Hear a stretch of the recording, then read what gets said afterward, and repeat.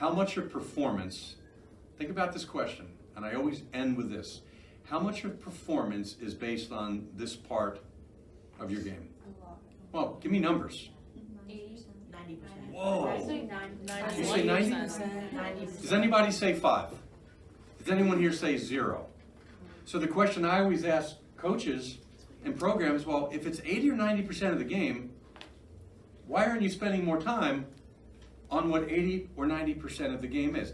A lot of that has to do with practice time and things like that, right? Yeah, it'd be great if you had an in-house sports psychologist to work with you every day, right? That's just not practical to an extent. But if it's 80 or 90% of the game, then embrace that.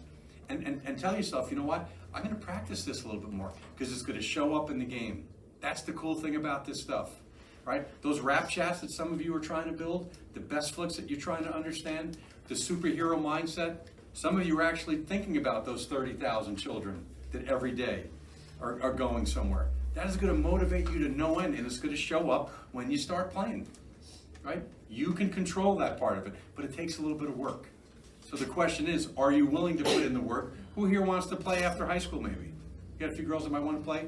Wow, I got a lot of potential. Guess what?